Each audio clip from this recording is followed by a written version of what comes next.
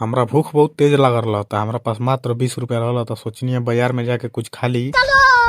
तो आ गई अपन बाजार के रास्ते मोमो के दुकान पर। तो 10 रुपया के 4 गो मोमो रहल। तो कहनी फ्राई करके दे दो। तो अपन तेल वाला कढ़ाई के लगल धिकावे। तो कढ़ाई में के तेल धिक गई तो ओमे 4 गो मोमो डाल दिल। जब ले मोमो फ्राई होता तब ले हम बता दी कि ये जब मोमो के साथ साथ चाउमीन चरगर बर्गर सब मिलेला। तो आए बाय करते करते मोमो हो गया फ्राई। तो का कैलन कि एगो प्लेट में 4 गो मोमो निकाल के दे दिल।